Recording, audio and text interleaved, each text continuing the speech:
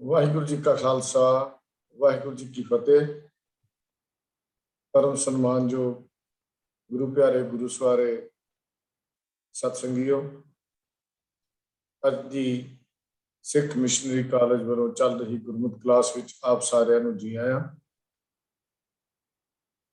ਹਰ ਸੋਮਵਾਰ ਦੀ ਤਰ੍ਹਾਂ ਅੱਜ ਸਾਡੀ ਕਲਾਸ ਦਾ ਵਿਸ਼ਾ ਸਵਾਲ ਜਵਾਬ ਹੈ। ਆਪ ਜੀ ਵੱਲੋਂ ਭੇਜੇ ਹੋਏ ਸਵਾਲਾਂ ਦੇ ਉੱਤਰ ਜਵਾਬ ਜੋ ਪੈਨਲ ਮੈਂਬਰਸ ਹਨ ਉਹ ਦੇਣਗੇ। ਜਿਹੜੇ ਸਵਾਲ ਵੀ ਸਾਡੇ ਪਾਸ ਪਹੁੰਚਦੇ ਹਨ ਉਹਨਾਂ ਦੇ ਸੰਬੰਧੀ ਵਿਚਾਰਾਂ ਕਰਕੇ ਜੋ ਵੀ ਕਾਮਨ ਰਾਏ ਬਣਦੀ ਹੈ ਉਹ ਜਵਾਬ ਆਪ ਜੀ ਨਾਲ ਸਾਂਝਾ ਕਰ ਦਿੱਤਾ ਜਾਂਦਾ। ਸਾਡੇ ਇਸ ਜਵਾਬ ਦਾ ਆਧਾਰ ਸ੍ਰੀ ਗੁਰੂ ਗ੍ਰੰਥ ਸਾਹਿਬ ਜੀ ਦੀ ਬਾਣੀ, ਪੰਥ ਪ੍ਰਵਾਨ ਸਿੱਖ ਰਹਿਤ ਮਰਿਆਦਾ,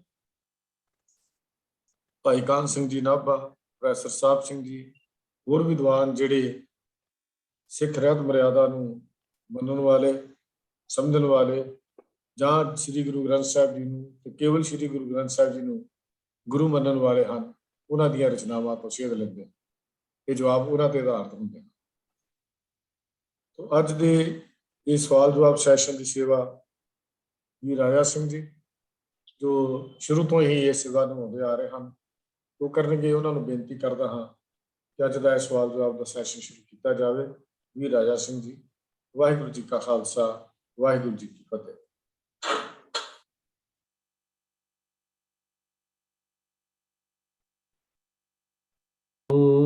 ਨਿਰਵੈਰ ਕਾਲ ਮੂਰਤ ਅਜੂਨੀ ਸੈਭੰ ਗੁਰ ਪ੍ਰਸਾਦ। ਵਾਹਿਗੁਰੂ ਵਾਹਿਗੁਰੂ ਵਾਹਿਗੁਰੂ ਵਾਹਿਗੁਰੂ ਵਾਹਿਗੁਰੂ। ਵਾਹਿਗੁਰੂ ਜੀ ਕਾ ਖਾਲਸਾ ਵਾਹਿਗੁਰੂ ਜੀ ਕੀ ਫਤਿਹ। ਤੋ ਗੁਰੂ ਸਵਾਰੀ ਸਾਧ ਸੰਗਤ ਜੀ, ਆਪ ਜੀ ਦਾ ਅੱਜ ਦੇ ਇਸ ਪ੍ਰੋਗਰਾਮ ਵਿੱਚ ਸਵਾਗਤ ਹੈ ਜੀ। ਤੋ ਜਿਸ ਤਰ੍ਹਾਂ ਆਪ ਜੀ ਨੂੰ ਪਤਾ ਹੈ ਅੱਜ ਸੋਮਵਾਰ ਹੈ, ਤੋ ਆਪ ਜੀ ਵੱਲੋਂ ਭੇਜੇ ਵੱਖ-ਵੱਖ ਵਿਸ਼ਿਆਂ ਤੇ ਸਵਾਲ, ਉਹਨਾਂ ਦੇ ਉੱਤਰ ਦੇਣ ਲਈ ਪੈਨਲ ਮੈਂਬਰ ਆਪ ਦੀ ਸੇਵਾ 'ਚ ਹਾਜ਼ਰ ਹਨ। ਸਭ ਤੋਂ ਪਹਿਲਾਂ ਆਪ ਨੂੰ ਪੈਨਲ ਮੈਂਬਰ ਜਿਹੜੇ ਨੇ ਫਤਿਹ ਦੀ ਸਾਂਝ ਕਰਨਗੇ। ਵੀਰ MP ਸਿੰਘ ਜੀ। ਵਾਹਿਗੁਰੂ ਜੀ ਕਾ ਖਾਲਸਾ ਵਾਹਿਗੁਰੂ ਜੀ ਕੀ ਫਤਿਹ। ਵੀਰ ਤੇਜਿੰਦਰ ਸਿੰਘ ਜੀ। ਵਾਹਿਗੁਰੂ ਜੀ ਕਾ ਖਾਲਸਾ ਵਾਹਿਗੁਰੂ ਜੀ ਕੀ ਫਤਿਹ। ਭੈਣ ਮਨਿੰਦਰ ਕੌਰ ਜੀ। ਵਾਹਿਗੁਰੂ ਜੀ ਕਾ ਖਾਲਸਾ ਵਾਹਿਗੁਰੂ ਜੀ ਕੀ ਫਤਿਹ। ਉਸਤਾਦ ਜਗੀਰ ਸਿੰਘ ਜੀ।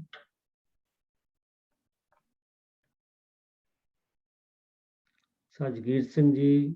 ਵਾਹਿਗੁਰੂ ਜੀ ਕਾ ਖਾਲਸਾ ਵਾਹਿਗੁਰੂ ਜੀ ਕੀ ਫਤਿਹ। ਕਿੱਕਰ ਸਿੰਘ ਜੀ।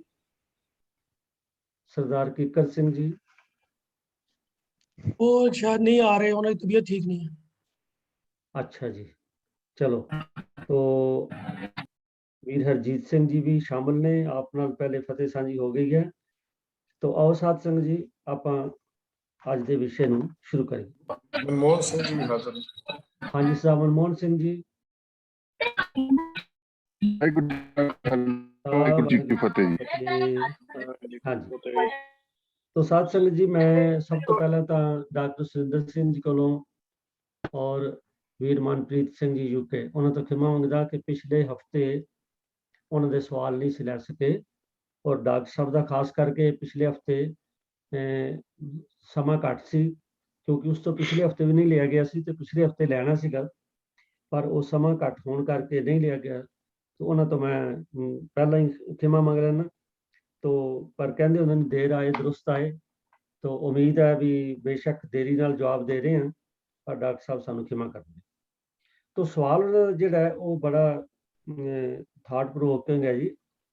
बई शब्द है गुरबाणी का मन जापो राम गोपाल, इहदियां तुकां च भी, और जिहड़ा आपां रोज़ नितनेम जपजी साहब जी की बाणी पढ़ते हैं ਉਹਦੇ ਵੀ ਆਂਦਾ ਘੜੀਐ शब्द सच्ची टकसाल।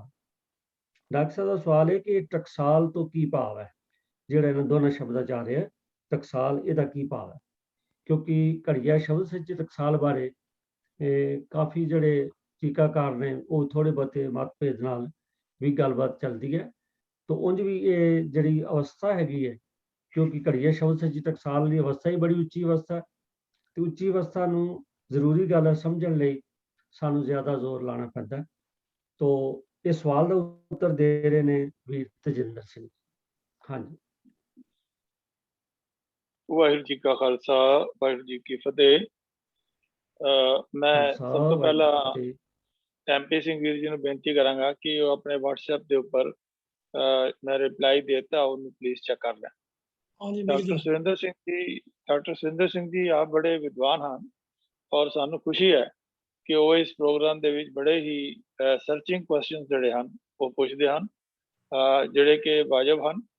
ਤੇ ਸਾਡੀ ਇਹ ਕੋਸ਼ਿਸ਼ ਹੁੰਦੀ ਹੈ ਕਿ ਜਿੰਨੀ ਸਤਿਗੁਰੂ ਨੇ ਮੱਤ ਬਖਸ਼ੀ ਹੈ ਉਸ ਅਨੁਸਾਰ ਅਸੀਂ ਉਸਦਾ ਜਵਾਬ ਦੇਈਏ।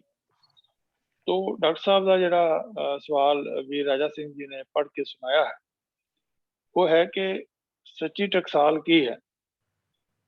ਤੋ ਅਸੀਂ ਇਸ ਸ਼ਬਦ ਜੋ ਵੀਰ ਜੀ ਨੇ ਪੜ੍ਹਿਆ ਹੈ, ਮਨ ਜਾਪੋ ਰਾਮ ਗੋਪਾਲ, ਹਰ ਰਤਨ ਜਵਾਹਰ ਲਾਲ, ਹਰ ਗੁਰਮੁਖ ਘਰ ਟਕਸਾਲ।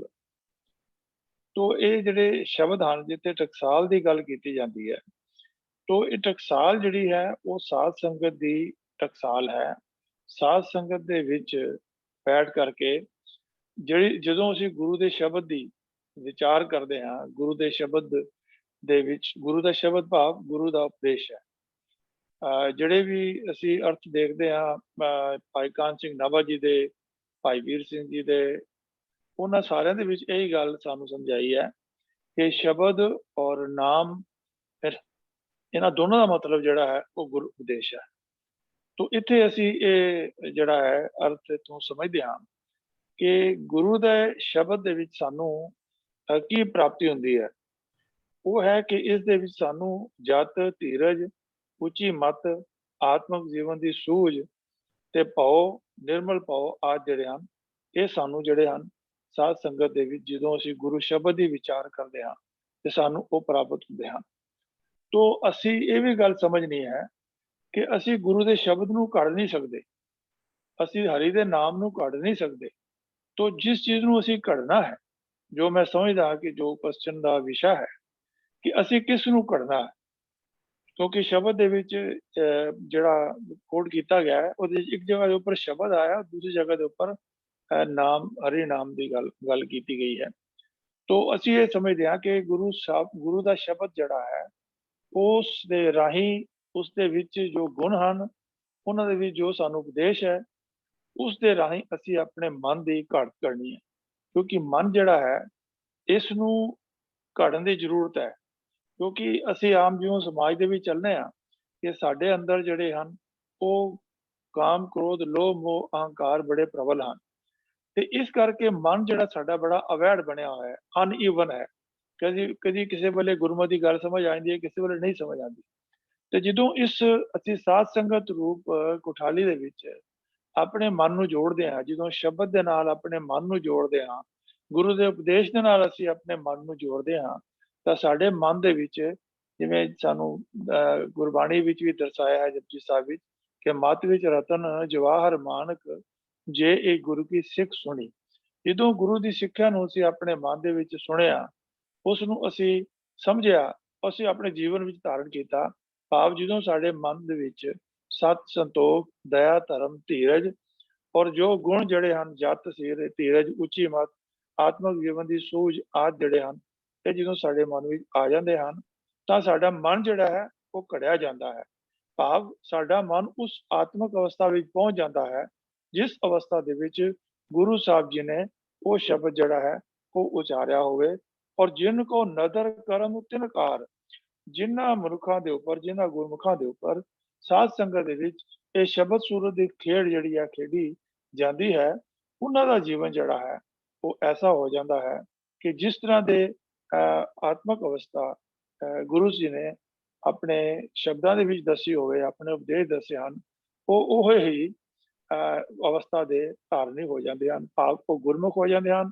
ਉਹਨਾਂ ਦਾ ਉੱਠਣਾ, ਬੈਠਣਾ, ਸੋਵਣਾ ਜਿਹੜਾ ਹੈ ਉਹ ਗੁਰਮਤਿ ਅਨੁਸਾਰ ਜਾਂਦਾ। ਉਠਤ ਬੈਠਤ ਸੋਵਤ ਨਾਮ, ਕਹੋ ਨਾਨਕ ਜਨ ਕੇ ਸਦ ਕਾਮ। ਭਾਵ ਉਸ ਮਨੁੱਖ ਦੇ ਹਿਰਦੇ ਦੇ ਅੰਦਰ ਜਿਹੜੇ ਹਨ ਸਚਾਰਾ ਹੋਣ ਦੇ ਸਾਰੇ ਗੁਣ ਜਿਹੜੇ ਹਨ ਉਹ ਧਾਰਨ ਹੋ ਜਾਂਦੇ ਹਨ।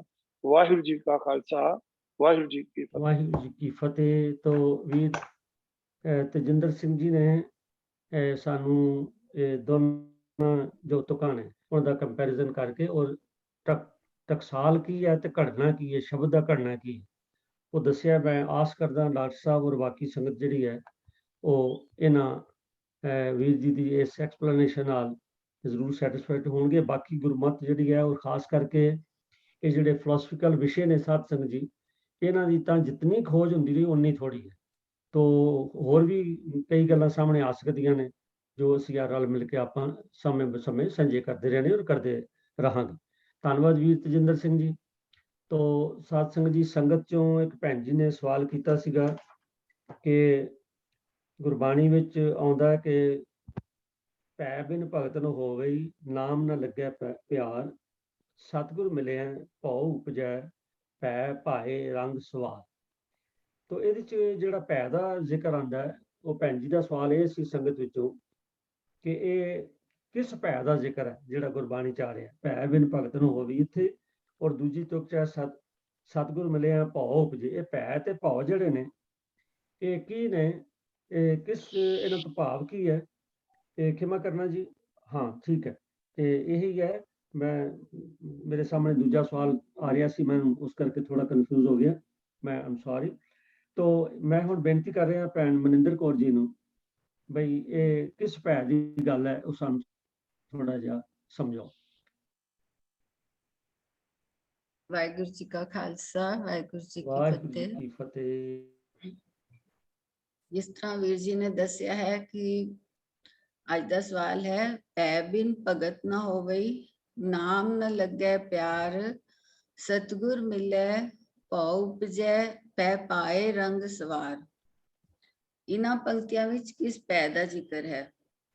ਤੇ ਇਹ ਪੰਕਤੀਆਂ ਗੁਰੂ ਅਮਰਦਾਸ ਸਾਹਿਬ ਜੀ ਦੀ ਸੂਹੀ ਰਾਗ ਵਿੱਚ ਉਚਾਰਨ ਕੀਤੀ ਹੋਈ ਪੌੜੀ ਵਿੱਚੋਂ ਹਨ, ਜੋ ਕਿ ਅੰਕ 788 ਤੇ ਦਰਜ ਹਨ।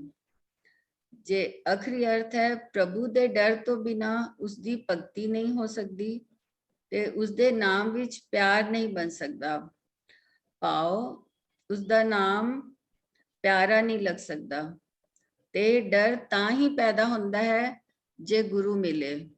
ਪੈ ਪਾਏ ਰੰਗ ਸਵਾਰ, ਇੱਥੇ ਪੈ ਪਾਏ ਤੋਂ ਮਤਲਬ ਹੈ ਭਾਵ ਰਾਹੀਂ ਜਾਂ ਪ੍ਰੇਮ ਰਾਹੀਂ। ਇਸ ਤਰ੍ਹਾਂ ਡਰ ਦੀ ਰਾਹੀਂ ਤੇ ਪਿਆਰ ਦੀ ਰਾਹੀਂ ਭਗਤੀ ਦਾ ਰੰਗ ਸੋਹਣਾ ਚੜ੍ਹਦਾ ਹੈ। ਤੇ ਇੱਕ ਹੈ ਭਉ, ਪੱਬਾ ਤੇ ਊੜਾ, ਪੈ ਦੇ ਜਿਹੜੇ ਅਲੱਗ-ਅਲੱਗ ਰੂਪ ਹਨ। ਇੱਕ ਪੱਬੇ ਨੂੰ ਦੁਲਾਵਾਂ ਨਾਲ ਆਂਦਾ ਹੈ, ਇੱਕ ਪੱਬਾ ਤੇ ਈੜੀ ਨੂੰ ਸਿਆਰੀ ਨਾਲ ਆਂਦਾ ਹੈ, ਤੇ ਇੱਕ ਪੱਬਾ ਨਾਲ ਯਈਆ ਲੱਗਾ ਹੁੰਦਾ ਹੈ। ਇਹਨਾਂ ਸਾਰਿਆਂ ਦਾ ਹੀ ਅਰਥ ਹੈ ਡਰ। ਪਰ ਜੇ ਪੱਬੇ ਨੂੰ ਕੰਨਾ ਲੱਗ ਜਾਏ ਤੇ ਨਾਲ ਊੜਾ ਹੋਵੇ ਤਾਂ ਭਾਵ ਬਣ ਜਾਂਦਾ ਹੈ ਤੇ ਅਰਥ ਬਣ ਜਾਂਦਾ ਹੈ ਪਿਆਰ। ਤੇ ਪੈ ਜੇ ਦੁਲਾਵਾਂ ਨਾਲ ਆਉਂਦਾ ਹੈ ਤੇ ਬਹੁਵਚਨ ਹੈ, ਪਰ ਜੇ ਊੜੇ ਨਾਲ ਆਉਂਦਾ ਹੈ ਤੇ ਇੱਕ ਵਚਨ ਹੈ ਭਾਵ। ਇਸ ਦਾ ਅੰਤਰੀ ਭਾਵ ਦੇਖਦੇ ਹਾਂ। ਪਹਿਲਾਂ ਤੇ ਇਹ ਗੱਲ ਸਮਝ ਲਈਏ ਕਿ ਇਹਨਾਂ ਪੰਕਤੀਆਂ ਵਿੱਚ ਪੈ, ਭਾਵ ਤੇ ਪੈ ਪਾਏ ਤਿੰਨ ਰੂਪ ਵਿੱਚ ਆਇਆ ਹੈ। ਤੇ ਪੈ ਤੋਂ ਭਾਵ ਡਰ ਹੈ, ਤੇ ਡਰ ਦੀਆਂ ਦੋ ਕਿਸਮਾਂ ਹਨ।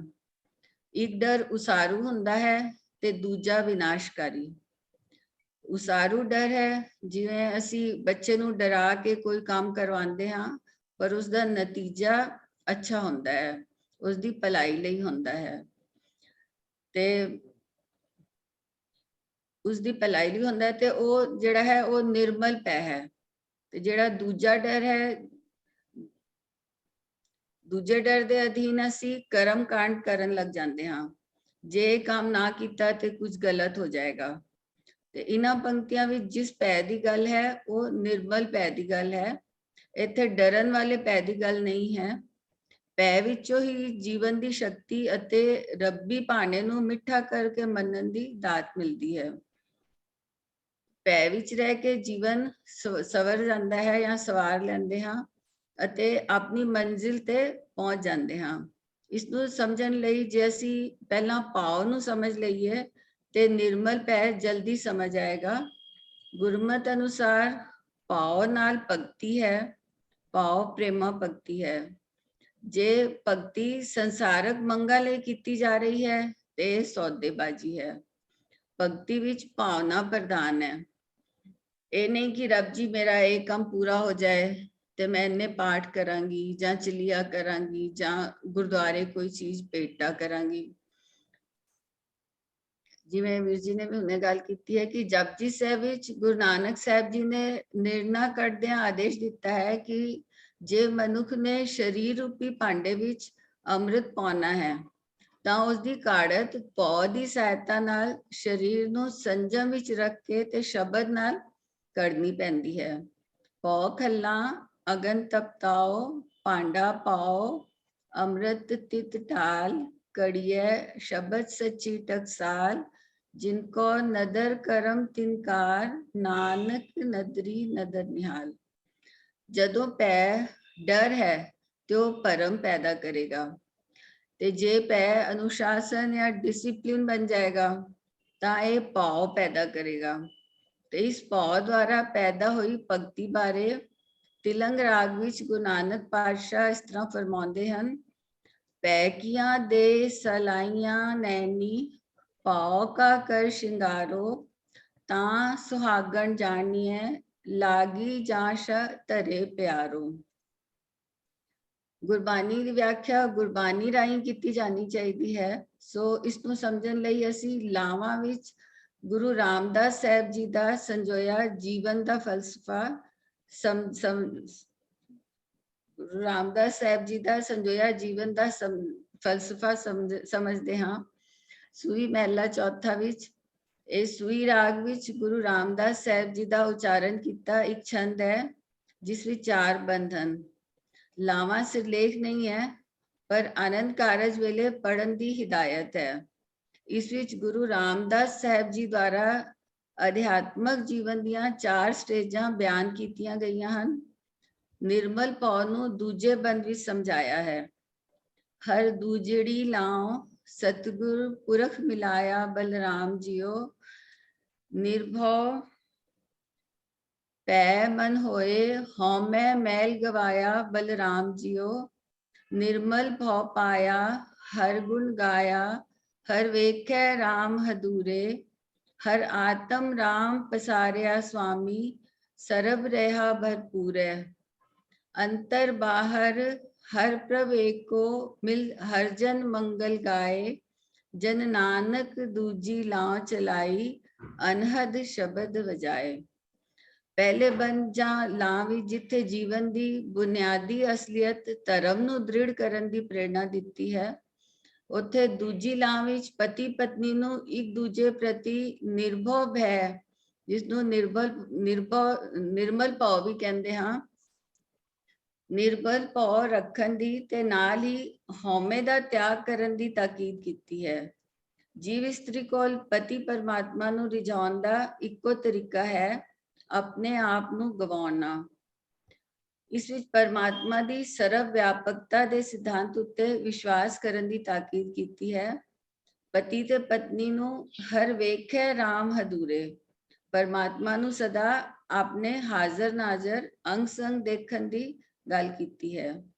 ਗੁਰਬਾਣੀ ਵਿੱਚ ਨਿਰਮਲ ਭਾਵ ਕਈ ਥਾਵਾਂ ਤੇ ਵੱਖ-ਵੱਖ ਤਰੀਕੇ ਨਾਲ ਸਮਝਾਇਆ ਗਿਆ ਹੈ, ਵਰਤਿਆ ਗਿਆ ਹੈ। ਜੇ ਦੁਨਿਆਵੀ ਉਦਾਹਰਣ ਦੇ ਤੌਰ ਤੇ ਅਸੀਂ ਦੇਖਦੇ ਹਾਂ ਤੇ ਜੇ ਅਸੀਂ ਬੱਚੇ ਨੂੰ ਕੋਈ ਗੱਲ ਸਮਝਾਣੀ ਹੈ ਕਿ ਇਹ ਕੰਮ ਨਹੀਂ ਕਰਨਾ ਹੈ ਤੇ ਜੇ ਉਹ ਸਾਡੀ ਗੈਰ ਮੌਜੂਦਗੀ ਵਿੱਚ ਵੀ ਨਹੀਂ ਕਰਦਾ ਪਿਆ ਹੈ, ਉਸ ਗੱਲ ਨੂੰ ਚੇਤੇ ਵਿੱਚ ਰੱਖ ਕੇ ਉਸ ਦਾ ਪਾਲਨ ਕਰਦਾ ਪਿਆ ਹੈ ਤੇ ਇਹ ਨਿਰਮਲ ਭਾਵ ਹੈ। ਗੁਰੂ ਨਾਲ ਸਾਡਾ ਭੈ ਨਿਰਮਲ ਭੈ ਹੋਣਾ ਚਾਹੀਦਾ ਹੈ, ਜਿਸ ਦੀ ਗੱਲ ਇਹਨਾਂ ਪੰਕਤੀਆਂ ਵਿੱਚ ਕੀਤੀ ਗਈ ਹੈ। ਭੈ ਬਿਨ ਭਗਤ ਨ ਹੋਵਈ, ਨਾਮ ਨ ਲੱਗੈ ਪਿਆਰ, ਸਤਿਗੁਰ ਮਿਲੈ ਭਾਉ ਉਪਜੈ, ਭੈ ਪਾਏ ਰੰਗ ਸਵਾਰ। ਇੱਕ ਨਿਮਾਣਾ ਜਿਹਾ ਯਤਨ ਕੀਤਾ ਹੈ। ਉਮੀਦ ਹੈ ਕਿ ਭੈਣ ਜੀ ਨੂੰ ਮੇਰੀ ਗੱਲ ਚੋਂ ਕੁਝ ਸਮਝ ਆਈ ਹੋਏਗੀ। ਵਾਹਿਗੁਰੂ ਜੀ ਕਾ ਖਾਲਸਾ, ਵਾਹਿਗੁਰੂ ਜੀ ਕੀ ਫਤਿਹ। ਵਾਹਿਗੁਰੂ ਜੀ ਕੀ ਫਤਿਹ। ਤੋ ਗੁਰਬਾਣੀ ਚ ਭੈਣ ਜੀ ਨੇ ਗੁਰਬਾਣੀ ਦੀ ਇਹਨਾਂ ਤੁਕਾਂ ਨੂੰ ਸਾਨੂੰ ਬੜਾ ਵੈਲ ਐਕਸਪਲੇਨ ਕੀਤਾ। ਗੁਰਬਾਣੀ ਵਿੱਚ ਜਿਹੜਾ ਨਿਰਮਲ ਭਾਵ ਹੈ ਇਹਨੂੰ ਸ਼ਿੰਗਾਰ ਕਰਕੇ ਵੀ ਕਿਹਾ। ਵੀ ਜਿਸ ਤਰ੍ਹਾਂ ਸ਼ਿੰਗਾਰ ਸਾਡੇ ਜੀਵਨ ਦੀ, ਸਾਡੇ ਸਰੀਰ ਦੀ ਸੁੰਦਰਤਾ ਨੂੰ ਵਧਾਉਂਦਾ ਹੈ, ਪਰ ਇਹ ਮਨੁੱਖੀ ਇੱਕ ਪ੍ਰਾਇੋਰਟੀ ਵੀ ਹੈ ਕਿ ਅਸੀਂ ਠੀਕ ਠਾਕ ਲੱਗੀਏ। ਤਾਂ ਇਸੇ ਤਰ੍ਹਾਂ ਜਿਹੜਾ ਭੈ ਹੈ, ਨਿਰਮਲ ਭਾਵ ਹੈ, ਇਹ ਇੱਕ ਤਰ੍ਹਾਂ ਦਾ ਸ਼ਿੰਗਾਰ ਹੈ ਸਾਡੇ ਮਨ ਦਾ, ਜਿਹਦੇ ਨਾਲ ਅਸੀਂ ਆਤਮਿਕ ਚੜ੍ਹਦੀ ਕਲਾ ਵਿੱਚ ਰਹਿੰਦੇ ਹਾਂ। ਤਾਂ ਧੰਨਵਾਦ ਭੈਣ ਜੀ ਆਪ ਜੀ ਦਾ, ਆਪ ਜੀ ਨੇ ਇਸ ਤੁਕ ਨੂੰ ਐਕਸਪਲੇਨ ਕੀਤਾ ਹੈ, ਔਰ ਜਿਨ੍ਹਾਂ ਦਾ ਸਵਾਲ ਹੈ, ਆਸ ਹੈ ਉਹਨਾਂ ਨੂੰ ਵੀ ਇਸ ਦੀ ਜ਼ਰੂਰ ਤਸੱਲੀ ਹੋਈ ਹੋਏਗੀ। ਧੰਨਵਾਦ। ਤਾਂ ਅਗਲਾ ਜਿਹੜਾ ਸਵਾਲ ਹੈ ਸਾਧ ਸੰਗਤ ਜੀ, ਉਹ ਵੇਦ ਕਤੇਬ ਕਹੋ ਮਤ ਝੂਠੇ, ਝੂਠਾ ਜੋ ਨਾ ਵਿਚਾਰੇ। ਇਹ ਸਵਾਲ ਜਿਹੜਾ ਹੈਗਾ ਇਹ ਸ਼ਾਇਦ ਸਰਦਾਰ ਸੁਰਜੀਤ ਸਿੰਘ ਜੀ ਨੇ ਭੇਜਿਆ। ਤਾਂ ਮੈਂ ਬੇਨਤੀ ਕਰ ਰਿਹਾ ਵੀਰ ਜਗੀਰ ਸਿੰਘ ਜੀ ਨੂੰ ਵੀ ਉਹ ਕਿਰਪਾ ਕਰਕੇ ਇਹਨਾਂ ਤੁਕਾਂ ਤੇ ਸਾਨੂੰ ਦੱਸਣ, ਕਿਉਂਕਿ ਗੁਰਬਾਣੀ ਦੇ ਵਿੱਚ ਜਿੱਥੇ ਇਹ ਲਿਖਿਆ ਵੇਦ ਕਤੇਬ ਕਹੋ ਮਤ ਝੂਠੇ, ਝੂਠਾ ਜੋ ਉਹਨੂੰ ਵਿਚਾਰੇ, ਉੱਥੇ ਵੇਦਾਂ ਕਿਤਾਬਾਂ ਦੇ ਹੋਰ ਵੀ ਜਿਹੜੀਆਂ ਐਗਜ਼ਾਮਪਲਸ ਆਈਆਂ ਨੇ, ਤੇ ਉਹਦੇ ਕਰਕੇ ਕਈ ਵਾਰੀ ਸਾਨੂੰ ਆਪਸ ਕਨਫਿਊਜ਼ਨ ਕ੍ਰੀਏਟ ਹੋਣ ਦਾ ਖਤਰਾ ਹੁੰਦਾ ਹੈ ਕਿ ਫਲਾਣੀ ਥਾਂ ਤੇ ਇਹ ਲਿਖਿਆ, ਇੱਥੇ ਇਹ ਲਿਖਿਆ, ਤੇ ਇਹ ਕਿਉਂ ਲਿਖਿਆ ਬਈ ਝੂਠਾ ਜੋ ਨਾ ਵਿਚਾਰੇ। ਤਾਂ ਮੈਂ ਬੇਨਤੀ ਕਰ ਰਿਹਾ ਵੀਰ ਜਗੀਰ ਸਿੰਘ ਜੀ ਨੂੰ, ਉਹ ਕਿਰਪਾ ਕਰਕੇ ਇਹਦੇ ਨਾਲ ਮਿਲਦੀਆਂ ਹੋਰ ਤੁਕਾਂ ਜਿਹੜੀਆਂ ਨੇ ਉਹ 2-4 ਲੈ ਕੇ ਸਾਨੂੰ ਸਮਝਾਓ। ਵੀਰ ਜਗੀਰ ਸਿੰਘ। ਵਾਹਿਗੁਰੂ ਜੀ ਕਾ ਖਾਲਸਾ, ਵਾਹਿਗੁਰੂ ਜੀ ਕੀ ਫਤਿਹ। ਇਹ ਗੁਰਬਾਣੀ ਦੀ ਪੰਕਤੀ ਹੈ ਜੀ, ਵੇਦ ਕਤੇਬ ਕਹੋ ਮਤ ਝੂਠੇ, ਝੂਠਾ ਜੋ ਨਾ ਵਿਚਾਰੇ, ਜੋ ਸਭ ਮੈਂ ਏਕ ਖੁਦਾਈ ਕਹਿਤ ਹੋ, ਤਾਂ ਕਿਉਂ ਮੁਰਗੀ ਮਾਰੇ। ਹਿੰਦੂ ਤੇ ਮੁਸਲਮਾਨ ਧਰਮ ਦੀ ਆੜ ਵਿੱਚ ਆਪਸ ਵਿੱਚ ਹੀ ਲੜਦੇ ਰਹਿੰਦੇ ਸਨ, ਇੱਕ ਦੂਜੇ ਦੀਆਂ ਧਾਰਮਿਕ ਪੁਸਤਾਂ ਨੂੰ ਮਾੜਾ ਕਹਿੰਦੇ ਸਨ, ਆਪਣੇ ਆਪਣੇ ਧਰਮ ਨੂੰ ਹੀ ਚੰਗਾ ਤੇ ਪਵਿੱਤਰ ਸਮਝਦੇ ਸਨ। ਮੁਸਲਮਾਨ ਹਿੰਦੂਆਂ ਨੂੰ ਕਾਫਰ ਕਹਿੰਦੇ ਸਨ ਅਤੇ ਹਿੰਦੂ ਮੁਸਲਮਾਨਾਂ ਨੂੰ ਮਲੇਸ਼ ਕਹਿੰਦੇ ਸਨ। ਕਾਫਰ ਦਾ ਅਰਥ ਹੈ ਰੱਬ ਨੂੰ ਨਾ ਮੰਨਣ ਵਾਲਾ, ਨਾ ਸ਼ੁਕਰਾ, ਅਕਿਰਤਕਾਨ। ਮਲੇਸ਼ ਦਾ ਅਰਥ ਹੈ ਪਾਪੀ, ਕੁਕਰਮੀ, ਅਨਿਆਏ ਕਰਨ ਵਾਲਾ। ਉਹਨਾਂ ਨੂੰ ਸਮਝਾਉਣ ਲਈ ਕਬੀਰ ਜੀ ਨੇ ਇਹ ਸ਼ਬਦ ਉਚਾਰਨ ਕੀਤਾ ਹੈ।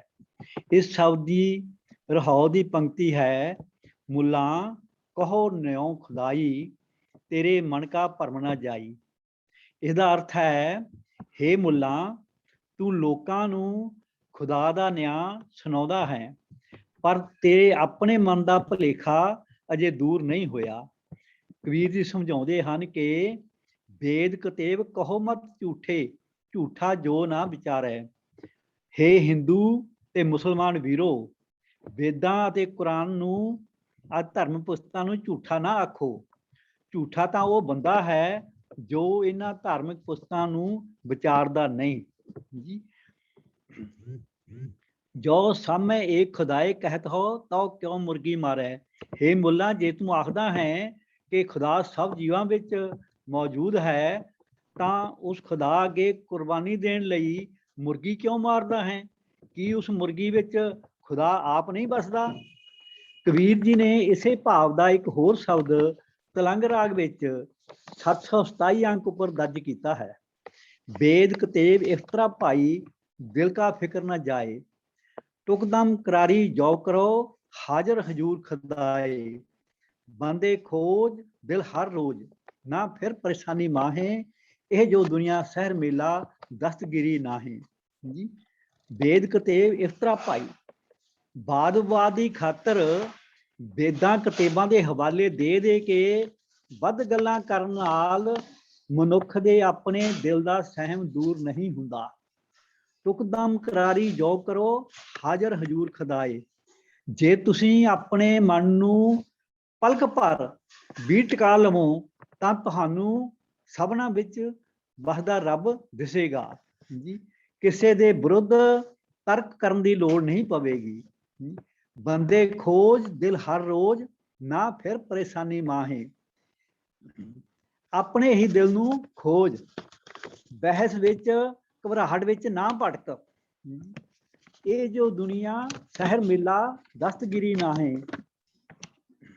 ਇਹ ਜੋ ਜਗਤ ਹੈ, ਜਾਦੂ ਜਿਹਾ ਦਿਸ ਰਿਹਾ ਹੈ, ਇਹ ਇੱਕ ਤਮਾਸ਼ਾ ਜਿਹਾ ਹੈ। ਇਸ ਵਿੱਚ ਬਾਦ ਦੀ ਰਾਹੀਂ ਹੱਥ ਪੱਲੇ ਪੈਣ ਵਾਲੀ ਕੋਈ ਸੈ ਨਹੀਂ ਜੀ। ਗੁਰੂ ਸਾਹਿਬ ਜੀ ਦਾ ਹੁਕਮ ਹੈ, ਅਬਲ ਅੱਲਾ ਨੂਰ ਉਪਾਇਆ, ਕੁਦਰਤ ਕੇ ਸਭ ਬੰਦੇ, ਏਕ ਨੂਰ ਦੇ ਸਭ ਜਗ ਉਪਜਿਆ, ਕੌਣ ਭਲੇ ਕੋ ਮੰਦੇ। ਏਕ ਪਿਤਾ ਏਕ ਕੇ ਹਮਬਾਰਕ, ਤੂੰ ਮੇਰਾ ਗੁਰਹਾਈ, ਬੁਰਾ ਭਲਾ ਕੋ ਕਿਸਨੂੰ ਕਹੀਏ, ਸਗਲੇ ਜੀ ਤੁਮਾਰੇ। ਸੋ ਸਾਨੂੰ ਫਜ਼ੂਲ ਦੀ ਬਹਿਸ ਵਿੱਚ ਨਹੀਂ ਪੈਣਾ ਚਾਹੀਦਾ, ਆਪਣਾ ਸਮਾਂ ਬਰਬਾਦ ਨਹੀਂ ਕਰਨਾ ਚਾਹੀਦਾ, ਕਿਸੇ ਦੀ ਨਿੰਦਿਆ ਨਹੀਂ ਕਰਨੀ ਚਾਹੀਦੀ। ਇੰਨੀ ਗੱਲ ਪ੍ਰਵਾਨ ਕਰਨਾ ਜੀ। ਵਾਹਿਗੁਰੂ ਜੀ ਕਾ ਖਾਲਸਾ, ਵਾਹਿਗੁਰੂ ਜੀ ਕੀ ਫਤਿਹ। ਫਤਿਹ। ਤੋ ਜਿਸ ਤਰ੍ਹਾਂ ਵੀਰ ਜੀ ਨੇ ਦੱਸਿਆ ਕਿ ਲੋੜ ਤਾਂ ਹੈ ਇਹਨਾਂ ਧਰਮ ਗ੍ਰੰਥਾਂ ਨੂੰ ਵਿਚਾਰਨ ਦੀ। ਦੇਖੋ, ਜਿਤਨੇ ਵੀ ਧਰਮ ਗ੍ਰੰਥ ਨੇ ਉਹ ਮਨੁੱਖ ਨੂੰ ਪੋਜ਼ਿਟਿਵ ਥਿੰਕਿੰਗ, ਚੰਗੀਆਂ ਗੱਲਾਂ ਜਿਹੜੀਆਂ ਨੇ ਸਿਖਾਉਂਦੇ ਨੇ। ਸ੍ਰੀ ਗੁਰੂ ਗ੍ਰੰਥ ਸਾਹਿਬ ਜੀ ਦਾ ਤੇ ਕੋਈ ਨਿਸ਼ਾਨੀ ਨਹੀਂ ਹੈ ਸੰਸਾਰ ਵਿੱਚ, ਨਾ ਹੋਇਆ ਨਾ ਹੋਏਗਾ। ਤੋ ਇਹਦੇ ਵਿੱਚ ਜਿਹੜੀ ਇੱਕ ਇੱਕ ਅੱਖਰ ਹੈ ਉਹ ਬੜਾ ਡੂੰਘਾ ਹੈ, ਔਰ ਉਹਦੀ ਹਰ ਇੱਕ ਅੱਖਰ ਦੀ ਸਾਨੂੰ ਪਹਿਚਾਣ ਕਰਨੀ, ਉਹਨੂੰ ਅੰਡਰਸਟੈਂਡ ਕਰਨਾ ਸਾਡੇ ਲਈ ਬੜਾ ਜ਼ਰੂਰੀ ਹੈ। ਔਰ ਜਿਸ ਤਰ੍ਹਾਂ ਇਹ, ਕਿਉਂਕਿ ਮੈਂ ਬਾਰ-ਬਾਰ ਬੇਨਤੀ ਕਰਦਾ ਹੁੰਦਾ ਕਿ ਦੋ ਗੱਲਾਂ ਦਾ ਬੜਾ ਸਾਨੂੰ ਖਿਆਲ ਰੱਖਣ ਦੀ ਲੋੜ ਹੈ। ਇੱਕ ਤੇ ਜਦ ਵੀ ਕੋਈ ਸ਼ਬਦ ਸਾਡੇ ਸਾਹਮਣੇ ਆਉਂਦਾ, ਉਹ ਕਿਸ ਪਰਥਾਏ ਹੈ, ਰੈਫਰੈਂਸ ਦਾ ਕੰਟੈਕਸਟ ਬੜਾ ਜ਼ਰੂਰੀ ਹੈ ਵੀ ਉਹ ਕਿਉਂ ਹੈ। ਤੇ ਜਿਸ ਰੈਫਰੈਂਸ ਕਰਕੇ ਕੋਈ ਸ਼ਬਦ ਗਾਇਆ ਜਾ ਰਿਹਾ ਹੈ, ਉਚਾਰਿਆ ਸੀ ਜਾਂ ਅਸੀਂ ਪੜ੍ਹ ਰਹੇ ਹਾਂ, ਉਹਦਾ ਰੈਫਰੈਂਸ ਸਾਨੂੰ ਬੜਾ ਜ਼ਰੂਰੀ ਹੈ ਕਿ ਕਿਸ ਟੈਕਸਟ ਵਿੱਚ, ਕਿਸ ਰੈਫਰੈਂਸ ਵਿੱਚ ਉਹ ਸ਼ਬਦ ਜਿਹੜਾ ਉਚਾਰਿਆ ਗਿਆ। ਕਿਉਂਕਿ ਜਿਹੜੀ ਸ਼ਬਦਾਵਲੀ ਹੈ ਉਹ ਤਾਂ ਮਿਲਦੀ ਜੁਲਦੀ ਹੁੰਦੀ ਹੈ ਬੜਿਆਂ ਸ਼ਬਦਾਂ ਦੀ, ਪਰ ਉਹਦਾ ਆਪੋ ਆਪਣਾ ਉਹਦਾ ਜਿਹੜਾ ਕੰਟੈਕਸਟ ਹੈ ਜਾਂ ਉਹਦਾ ਜਿਹੜਾ ਜਿਸ ਪਰਥਾਏ ਲਿਖਿਆ ਉਹ ਕੁਝ ਵੀ ਵੱਖਰਾ ਹੋ ਸਕਦਾ ਹੈ।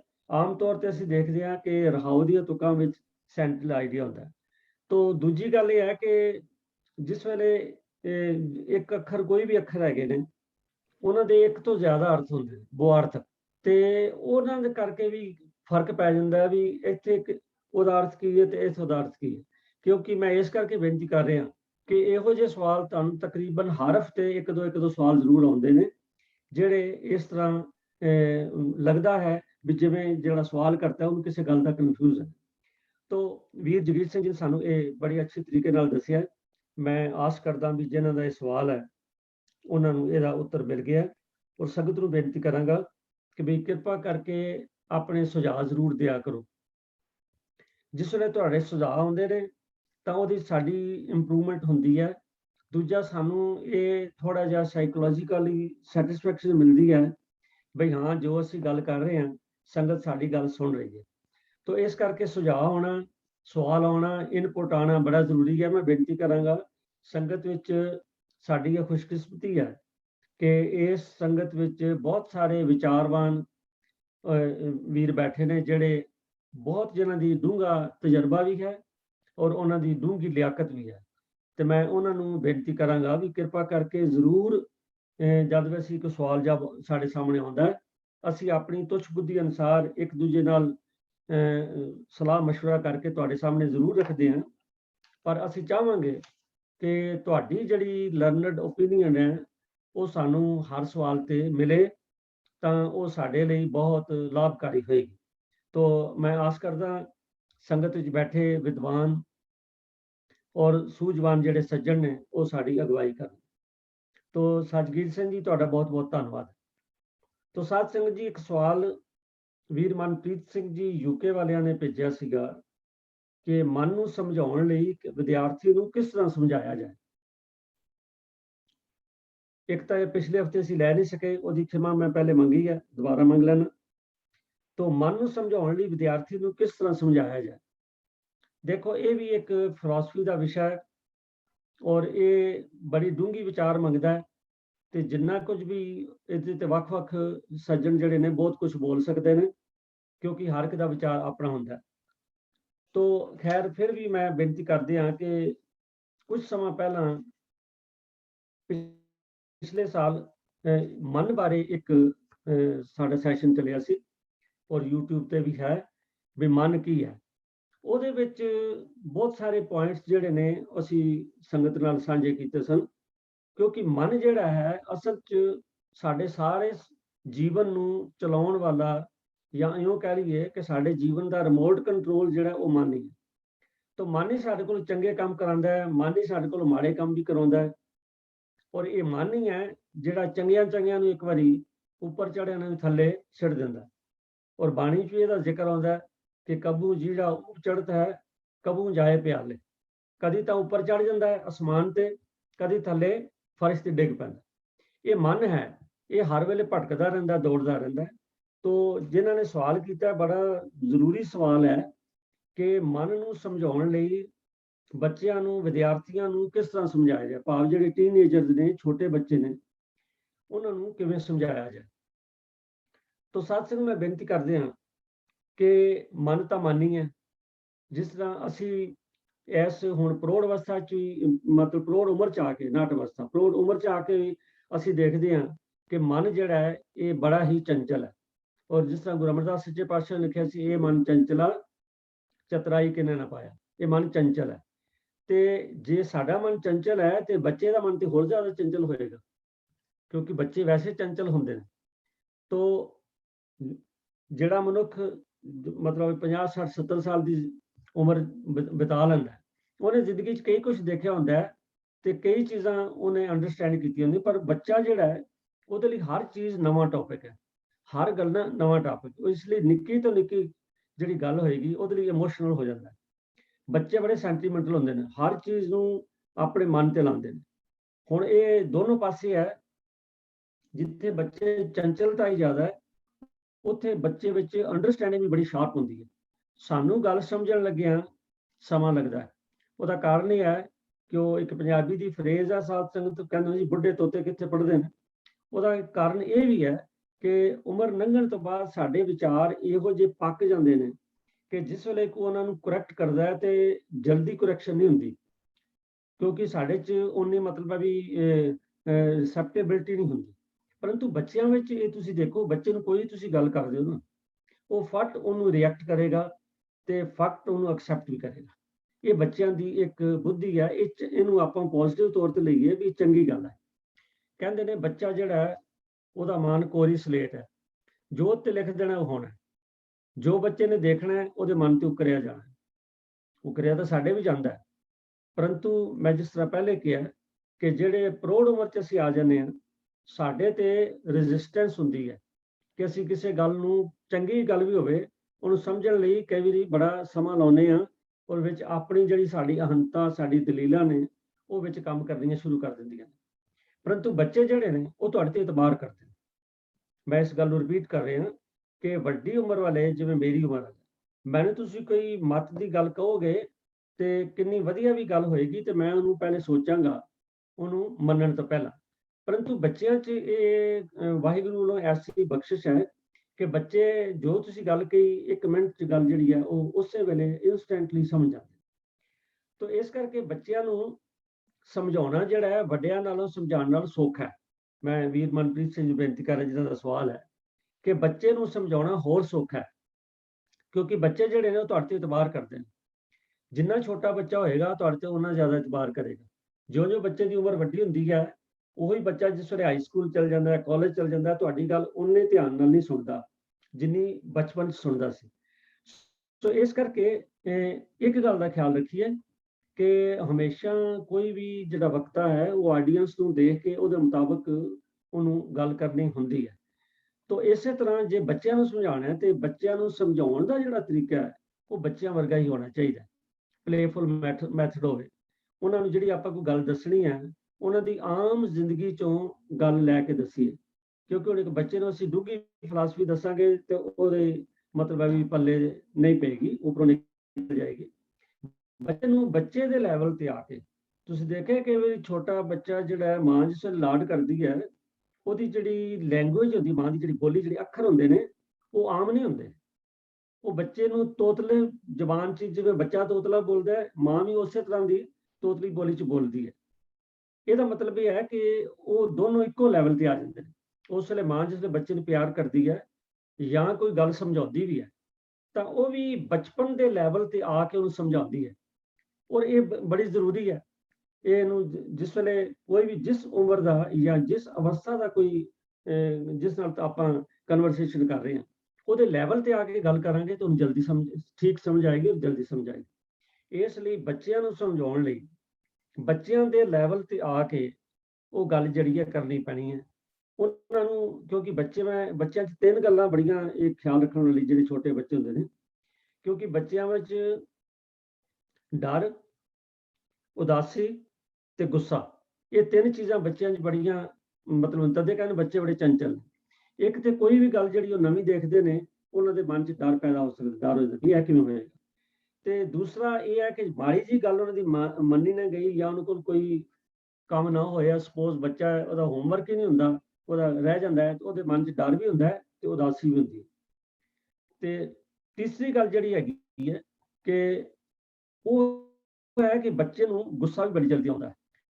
ਤੋ ਗੁੱਸਾ ਤੇ ਖੈਰ ਸਾਡੇ ਵਰਗਿਆਂ ਨੂੰ ਆ ਜਾਂਦਾ ਹੈ, ਵਾਹਿਗੁਰੂ ਕਿਰਪਾ ਕਰਨ ਤੇ ਹੋ ਸਕਦਾ ਹੈ, ਪਰੰਤੂ ਬੱਚਾ ਜਿਹੜਾ ਉਹਨੂੰ ਬੜੀ ਜਲਦੀ ਗੁੱਸਾ ਨਾ, ਉਹਦੀ ਗੱਲ ਨਹੀਂ ਮੰਨੀ ਮਾਂ ਨੇ, ਉਹਨੇ ਮਾਂ ਨੂੰ ਕਿਹਾ ਮੈਨੂੰ ਇਹ ਚੀਜ਼ ਦੇ ਚਾਕਲੇਟ ਦੀ, ਜਮਾਨੇ ਕਿਸੇ ਰੀਜ਼ਨ ਕਰਕੇ ਕਿ ਨਹੀਂ, ਤੇ ਬੱਚੇ ਨੇ ਉਸੇ ਵੇਲੇ ਗੁੱਸੇ 'ਚ ਆ ਜਾਣਾ।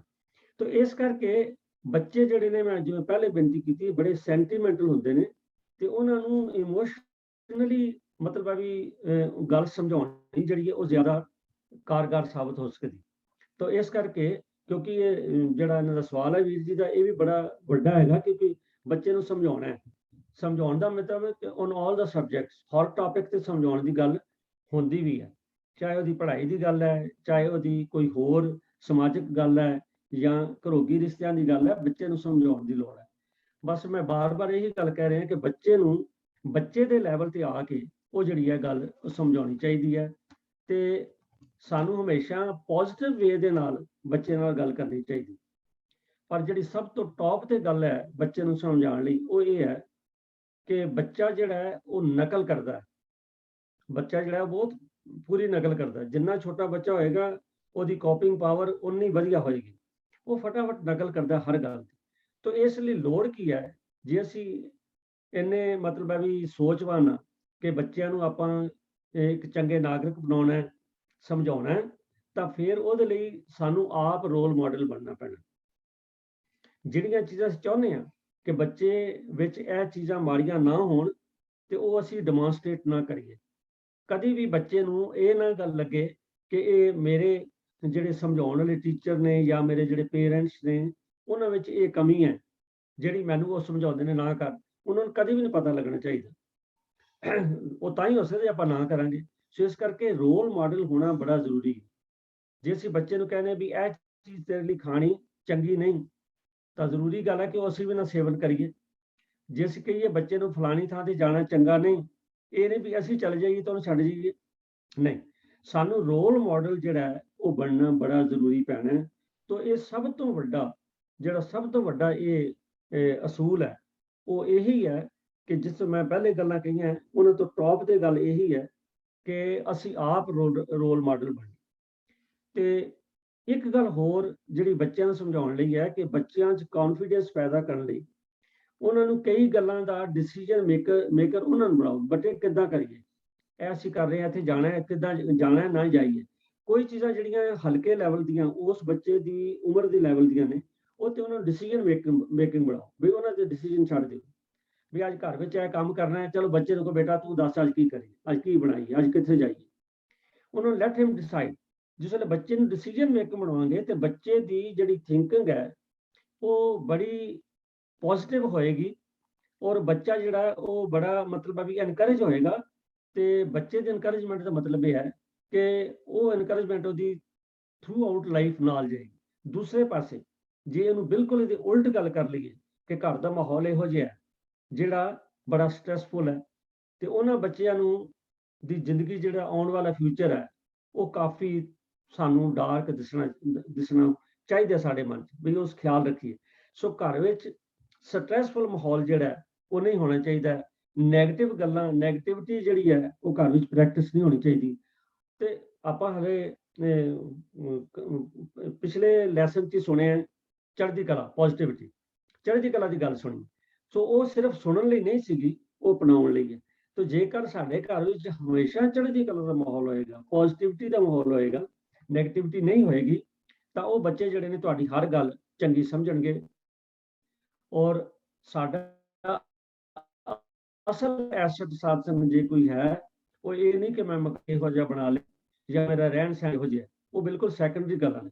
ਸਭ ਤੋਂ ਟਾਪ ਆਫ ਇਟ ਸਾਡਾ ਜਿਹੜਾ ਅਸਲ ਐਸਟ ਹੈ ਉਹ ਸਾਡੇ ਬੱਚੇ ਨੇ। ਜੇਕਰ ਸਾਡੇ ਬੱਚੇ ਆਗਿਆਕਾਰ ਨੇ, ਉਹ ਸਾਡਾ ਬਹੁਤ ਵੱਡਾ, ਸਾਡੀ ਉਹ ਰਿਆਸਤ ਹੈ। ਜੇਕਰ ਸਾਡੇ ਬੱਚੇ ਜਿਹੜੇ ਨੇ ਉਹ ਇੰਟੈਲੀਜੈਂਟ ਨੇ, ਤੇ ਤੁਸੀਂ ਸਮਝੋ ਕਿ ਉਹਦਾ ਸਾਡਾ ਜਿਹੜਾ ਮਤਲਬ ਪੂਰਾ ਕੁਨਬਾ ਹੈ, ਉਹਦੇ ਤੋਂ ਉਹਦਾ ਇੱਕ ਇੰਪੈਕਟ ਪਏਗਾ।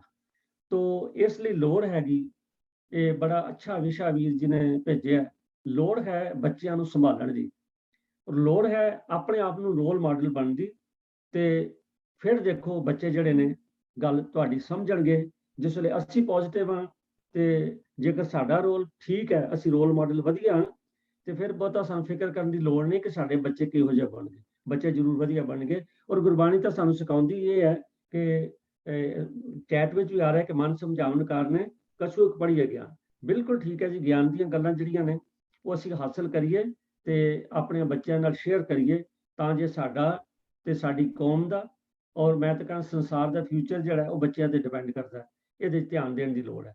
ਤੋ ਇਹ ਥੋੜੀ ਜਿਹੀ ਇਸ ਵਿਸ਼ੇ ਦਾ ਉੱਤਰ ਦਿੱਤਾ, ਪਰ ਮੈਂ ਬੇਨਤੀ ਪਹਿਲੇ ਕੀਤੀ ਹੈ, ਵਿਸ਼ਾ ਬਹੁਤ ਡੂੰਘਾ ਹੈ। ਤੇ ਮੈਂ ਚਾਹਾਂਗਾ ਕਿ ਸੰਗਤ ਵਿੱਚ ਬੈਠੇ ਸੂਝਵਾਨ ਮੇਰੇ ਵੀਰ, ਮੇਰੀਆਂ ਭੈਣਾਂ, ਮਾਤਾ ਬਜ਼ੁਰਗ ਜਿੰਨੇ ਵੀ ਨੇ, ਉਹ ਸਾਨੂੰ ਕਿਰਪਾ ਕਰਕੇ ਇਹਦੇ ਬਾਰੇ ਹੋਰ ਵੀ ਆਪਣੀ ਫੀਡਬੈਕ ਦੇਣ, ਇਨਪੁਟ ਦੇਣ, ਕਿਉਂਕਿ ਇਹ ਇੱਕ ਵਿਸ਼ਾ ਜਿਹੜਾ ਹੈ ਬੜਾ ਅਹਿਮ ਹੈ, ਜਿਹੜਾ ਸਾਨੂੰ ਆਪਣੇ ਜ਼ਿਹਨ 'ਚ ਰੱਖਣਾ ਚਾਹੀਦਾ। ਤੋ ਫਿਰ ਵੀ ਮੇਰੇ ਕੋਲੋਂ ਐਕਸਪਲੇਨ ਕਰਦਿਆਂ ਜਿਤਨੀਆਂ ਗਲਤੀਆਂ ਹੋਈਆਂ ਉਹਦੇ ਮੈਂ ਆਪਾਂ ਸੁੱਖੇ ਮੰਗਦਾ। ਤੋ ਆਓ ਸਾਧ ਸੰਗਤ ਜੀ ਅਗਲੇ ਸਵਾਲ ਵੱਲ ਚੱਲੀਏ। ਅਗਲਾ ਸਵਾਲ ਹੈ ਜੀ, ਤੁਕ ਲਿਖੀ ਉਹਨਾਂ ਨੇ, ਪੰਜ ਤਤ 25 ਗੁਣ ਛਤਰ ਮਿੱਤਰ ਮਿਲ ਦੇਹ ਬਣਾਈ। ਇਹ 25 ਗੁਣ ਕਿਹੜੇ ਹਨ? ਮੈਂ ਬੇਨਤੀ ਕੀਤੀ ਹੈ ਵੀਰ MP ਸਿੰਘ ਜੀ ਨੂੰ ਵੀ ਉਹ ਕਿਰਪਾ ਕਰਕੇ ਸਾਨੂੰ ਦੱਸਣਗੇ ਕਿ ਇਹ 25 ਗੁਣ ਕਿਹੜੇ ਹਨ।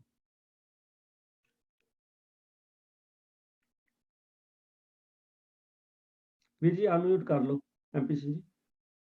ਵਾਹਿਗੁਰੂ ਜੀ ਕਾ ਖਾਲਸਾ, ਹਾਂ ਵਾਹਿਗੁਰੂ ਜੀ ਕੀ ਫਤਿਹ। ਇੱਕ ਸੈਕਿੰਡ। ਸੋ ਇਹ ਭਾਈ ਗੁਰਦਾਸ ਜੀ ਦੀ ਵਾਰ ਪਹਿਲੀ ਵੀ ਪੌੜੀ ਨੰਬਰ 2 ਦੇ ਵਿੱਚੋਂ ਇਹ ਪੰਕਤੀ ਕੋਟ ਕੀਤੀ ਗਈ ਹੈ ਕਿ ਪੰਜ ਤਤ 25 ਗੁਣ ਛਤਰ ਮਿੱਤਰ ਮਿਲ ਦੇਹ ਬਣਾਈ। ਤੋ ਇਹਦੇ ਚ ਪੰਜ ਤੱਤਾਂ ਦੀ ਗੱਲ ਆਈ ਹੈ ਤੇ 25 ਗੁਣਾਂ ਦੀ ਗੱਲ ਆਈ ਹੈ। ਪੰਜ ਤੱਤ ਦੇ ਬਾਰੇ ਤਾਂ ਸਾਰਿਆਂ ਨੂੰ ਹੀ ਪਤਾ ਹੀ ਹੈ ਕਿ ਜਿਹੜੇ ਪੁਰਾਤਨ ਸਰੋਤਾਂ ਦੇ ਮੁਤਾਬਕ, ਪੁਰਾਤਨ ਜਿੰਨੇ ਵੀ ਧਾਰਮਿਕ ਗ੍ਰੰਥ ਨੇ, ਉਹਨਾਂ ਦੇ ਅੰਦਰ ਇਹ ਪੰਜ ਤੱਤ ਜਿਹੜੇ ਨੇ ਗਿਣੇ ਜਾਂਦੇ ਨੇ, ਜਿਨ੍ਹਾਂ ਤੋਂ ਸਾਰੀ ਸ੍ਰਿਸ਼ਟੀ ਦੀ ਰਚਨਾ ਮੰਨੀ ਜਾਂਦੀ ਹੈ। ਤੇ ਹਵਾ, ਅੱਗ, ਪਾਣੀ, ਆਕਾਸ਼ ਤੇ ਧਰਤੀ, ਇਹ ਪੁਰਾਣੇ ਜ਼ਮਾਨੇ ਦੇ ਪੰਜ ਤੱਤ ਗਿਣੇ ਜਾਂਦੇ ਨੇ। 25 ਗੁਣ ਜਿਨ੍ਹਾਂ ਦਾ ਰੈਫਰੈਂਸ ਇਸ ਪੌੜੀ ਵਿੱਚ ਵੀ ਹੈ। ਤੇ ਭਗਤ ਕਬੀਰ ਜੀ ਦਾ ਜਿਹੜਾ ਇੱਕ ਸ਼ਬਦ ਹੈ ਰਾਗ ਭੈਰੋਂ ਦੇ ਅੰਦਰ,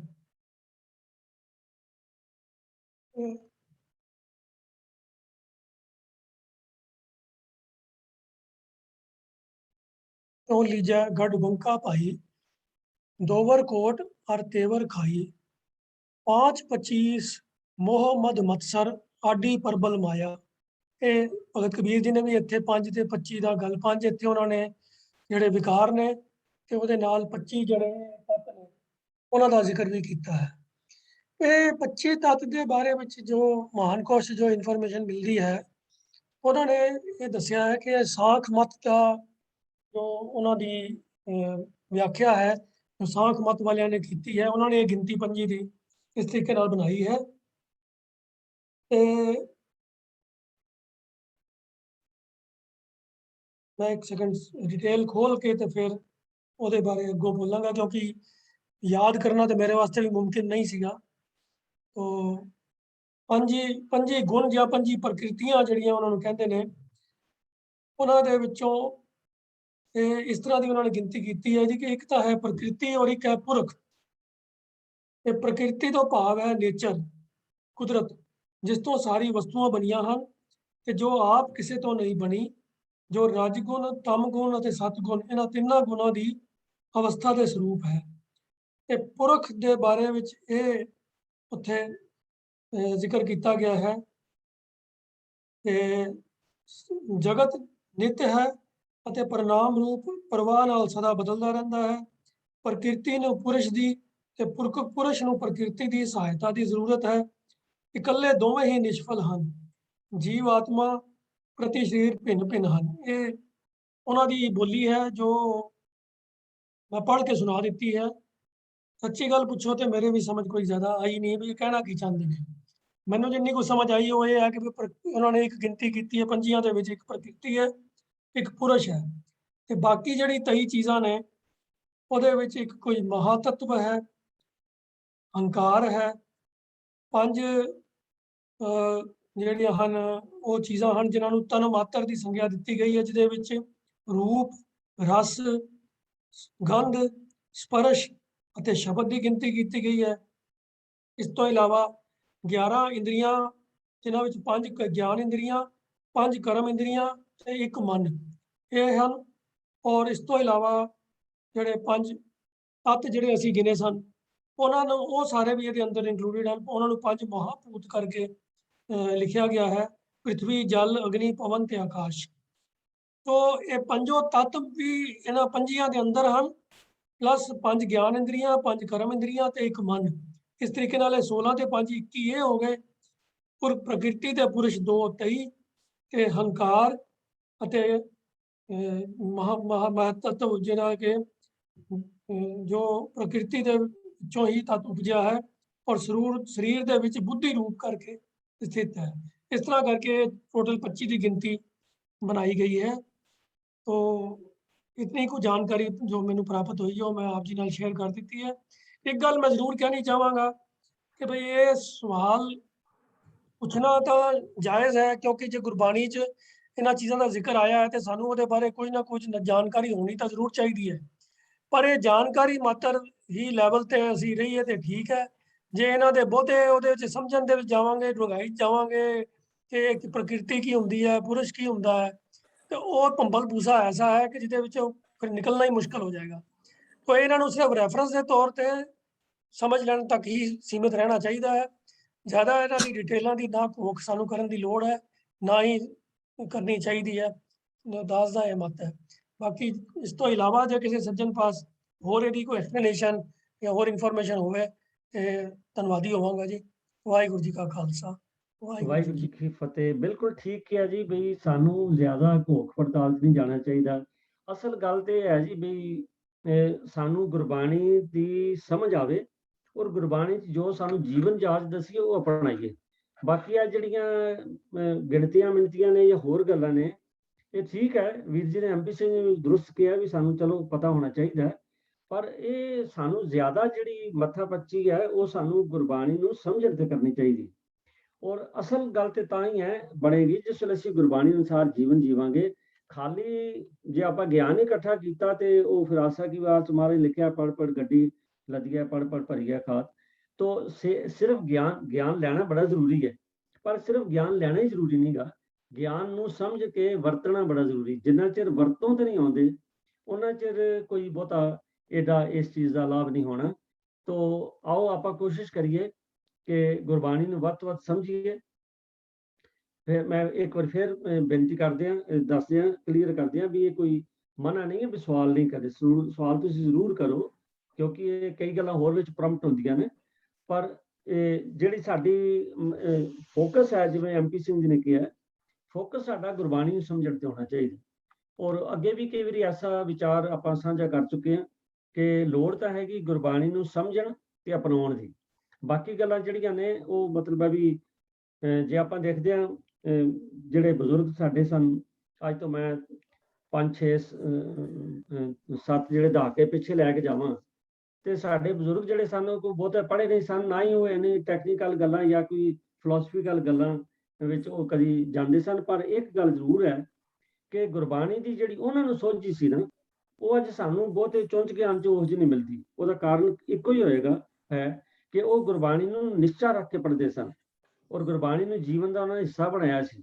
ਜਿਵੇਂ ਪਿੱਛੇ ਸਰਬਜੀਤ ਸਿੰਘ ਰੇਣੂਕਾ ਨੇ ਕਿਹਾ ਸੀਗਾ ਕਿ ਗੁਰਬਾਣੀ ਬਣੀ ਹੈ, ਬਾਣੀ ਦੀ ਤੋਕਨ ਦੱਸੀ, ਸਾਡਾ ਅਲਟੀਮੇਟ ਸਟੇਜ ਹੈ ਗੁਰਬਾਣੀ ਬਣੀ ਹੈ। ਤੋ ਉਹ ਮੈਂ ਸਮਝਾਂ ਵੀ ਸਾਡੇ ਜਿਹੜੇ ਬਜ਼ੁਰਗ ਸਨ, ਕੋਈ ਵੀ ਦੇਖ ਲਓ 50 60 70 ਸਾਲ ਪਹਿਲੇ ਜਿਹੜੇ ਮਤਲਬ ਬਜ਼ੁਰਗ ਸਨ, ਉਹਨਾਂ ਦਾ ਜੀਵਨ ਬੜਾ ਵਧੀਆ ਹੁੰਦਾ ਸੀ, ਸਾਦਾ ਜੀਵਨ, ਸਪਸ਼ਟ ਗੱਲ, ਕੋਈ ਮਤਲਬ ਹੈ ਵੀ ਇੱਕ ਤੇ ਅੱਜ ਵਰਗੀਆਂ ਮਤਲਬ ਹੈ ਲੋੜਾਂ ਵੀ ਨਹੀਂ ਹੈਗੀਆਂ ਸਨ, ਬੜਾ ਸਾਦਾ ਜਿਹਾ ਜੀਵਨ ਸੀਗਾ, ਸਾਦਾ ਭੋਜਨ, ਸਾਦਾ ਰਹਿਣਾ, ਪਰੰਤੂ ਉਹਨਾਂ ਦੀ ਜੀਵਨ ਸ਼ੈਲੀ ਜਿਹੜੀ ਹੈ ਉਹ ਬੜੀ ਉੱਚੀ ਸੀ, ਸੁੱਚੀ ਸੀ। ਤੋਂ ਲੋੜ ਹੈ ਜੀਵਨ ਸ਼ੈਲੀ ਉੱਚੀ ਸੁੱਚੀ ਬਣਾਉਣ ਦੀ।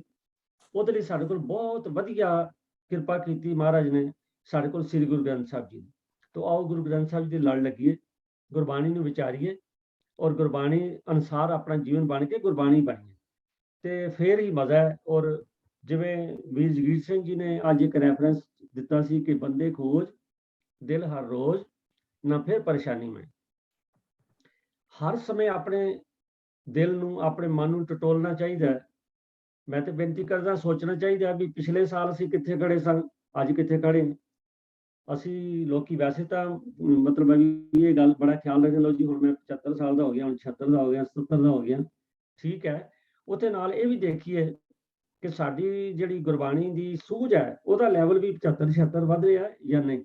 ਇਹ ਸਾਨੂੰ ਜ਼ਰੂਰ ਟਟੋਲਣਾ ਚਾਹੀਦਾ ਹੈ, ਭਾਵੇਂ ਡੇ ਟੂ ਡੇ ਕਰੀਏ, ਮੰਥ ਟੂ ਮੰਥ ਕਰੀਏ, ਪਰ ਜ਼ਰੂਰ ਆਪਣੇ ਆਪ ਨੂੰ ਸੈਲਫ ਅਪਰੇਜ਼ਲ ਕਰਨ ਦੀ ਲੋੜ ਹੈ ਕਿ ਆਇਆ ਮੇਰੇ ਵਿੱਚੋਂ ਕਿੰਨੇ ਕੁ ਔਗਣ ਘਟ ਰਹੇ ਨੇ, ਕਿੰਨੇ ਗੁਣ ਵੱਧ ਰਹੇ ਨੇ।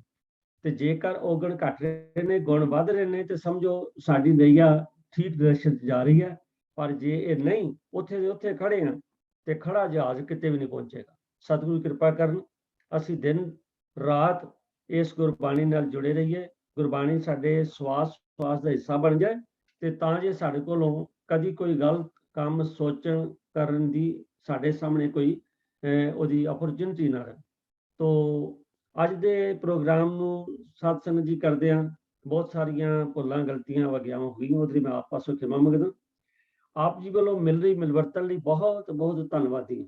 ਤੁਸੀਂ ਸਵਾਲ ਭੇਜਦੇ ਹੋ, ਤੁਸੀਂ ਸਾਨੂੰ ਬੜਾ ਇਨਕਰੇਜ ਕਰਦੇ ਹੋ, ਔਰ ਤੁਹਾਡੀਆਂ ਸੁਜੈਸ਼ਨ ਵੀ ਜਿਹੜੀਆਂ ਆਉਂਦੀਆਂ ਨੇ ਮੈਨੂੰ ਤੇ ਬੜੀਆਂ ਘੱਟ ਲੱਗਦੀਆਂ ਨੇ, ਹੋਰ ਆਉਣੀਆਂ ਚਾਹੀਦੀਆਂ ਨੇ, ਪਰ ਫਿਰ ਧੰਨਵਾਦ ਹੈ ਆਪਦਾ। ਤੋ ਆਸ ਕਰਦਾ ਵੀ ਇਸੇ ਤਰ੍ਹਾਂ ਤੁਸੀਂ ਸਾਨੂੰ ਇਨਕਰੇਜ ਕਰੋਗੇ, ਸਾਨੂੰ ਗਾਈਡ ਕਰੋਗੇ, ਆਪਣੇ ਸਵਾਲ ਵੀ ਭੇਜੋ, ਆਪਣੇ ਸੁਝਾਅ ਵੀ ਭੇਜੋ। ਤੁਹਾਡੇ ਸੁਝਾਅ ਸਵਾਲ ਜਿਹੜੇ ਵੈਲਕਮ ਨੇ। ਹਰ ਸੋਮਵਾਰ ਇਹ ਪੈਨਲ ਤੁਹਾਡੀ ਸੇਵਾ ਵਿੱਚ ਹਾਜ਼ਰ ਹੁੰਦਾ ਹੈ, ਤੁਹਾਡੇ ਸਵਾਲਾਂ ਜਵਾਬਾਂ ਨੂੰ ਤੁਹਾਡੇ ਨਾਲ ਹੀ ਡਿਸਕਸ ਕਰਨ ਲਈ। ਤੋ ਮੈਂ ਹੁਣ ਬੇਨਤੀ ਕਰਨ ਲੱਗਾ ਵੀ ਵੀਰ MP ਸਿੰਘ ਜੀ ਨੂੰ ਵੀ ਉਹ ਕਿਰਪਾ ਕਰਕੇ ਜਿਹੜੇ ਸਵਾਲ ਜਵਾਬ ਨੇ